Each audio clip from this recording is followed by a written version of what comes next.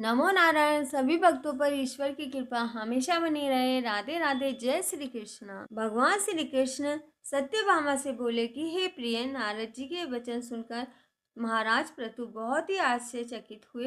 अंत में उन्होंने नारद जी का पूजन करके उनको विदा किया। इसीलिए मात, कार्तिक और एकादशी, ये 3 व्रत मुझे बहुत ही अत्यधिक प्रिय है। वनस्पतियों में तुलसी, महीनों में कार्तिक, तिथियों में एकादशी और क्षेत्रों में प्रयाग मुझे बहुत प्रिय है। जो मनुष्य इंद्रियों पर विजय प्राप्त कर इनका सेवन करता है वह मुझे यज्ञ करने वाले मनुष्य से भी अधिक प्रिय है। जो मनुष्य विधि पूर्वक इनकी सेवा करते हैं, मेरी कृपा से उन्हें समस्त पापों से छुटकारा मिल जाता है। भगवान श्री कृष्ण के वचन सुनकर सत्यभामा ने कहा, हे प्रभु, आपने बहुत ही अद्भुत बात कही है कि दूसरे के लिए पुण्य के फल में से कलह की मुक्ति हो गई। यह बहुत प्रभावशाली कार्तिक मास है आपको अधिक प्रिय है, जिससे कि प्रतिदोष का पाप केवल स्नान के पुण्य से ही नष्ट हो गया है। दूसरे मनुष्य द्वारा किया हुआ पुण्य उसके देने के लिए किस प्रकार मिल जाता है, यह आप मुझे बताने की कृपा करें। श्री कृष्ण भगवान बोले कि प्रिय, जिस कर्म द्वारा बिना दिया हुआ पुण्य और पाप मिलता है उसे ध्यान पूर्वक सुनो।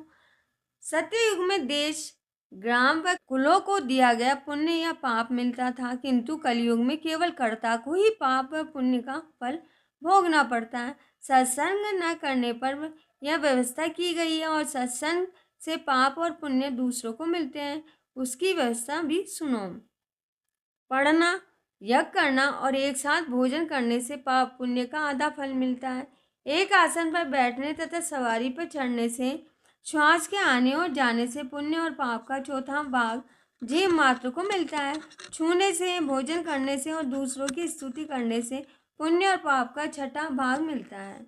दूसरों की निंदा, चुगली और धिक्कार करने से उसका 7वां भाग मिलता है। पुण्य करने वाले मनुष्य की जो कोई सेवा करता है वह सेवा का भाग लेता है और अपना पुण्य उसे देता है। नौकर और शिष्य के अतिरिक्त जो मनुष्य दूसरे से सेवा करवाकर उसे पैसे नहीं देता है, वह सेवक उसके पुण्य का भागी होता है।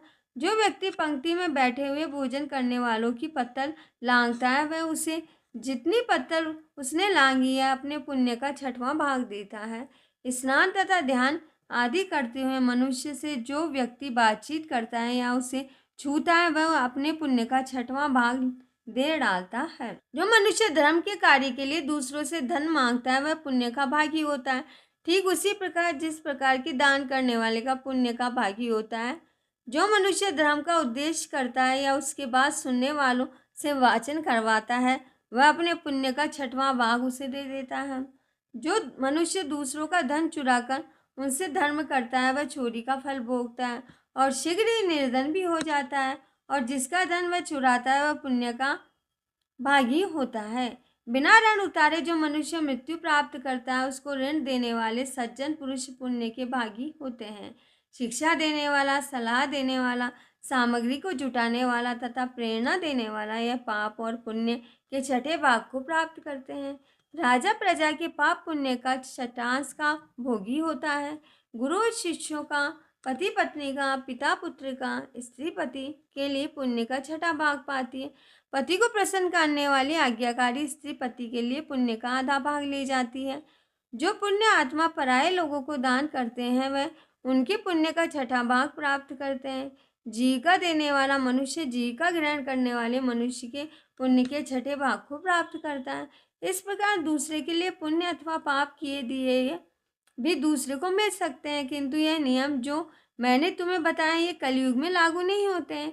कलयुग में तो एकमात्र कर्ता को ही अपने पाप पुण्य का फल भोगना पड़ता है। इस संबंध में एक बड़ा पुराण इतिहास है जो पवित्र है और बुद्धि प्रदान करने वाला कहा जाता है, उसे ध्यानपूर्वक सुनो।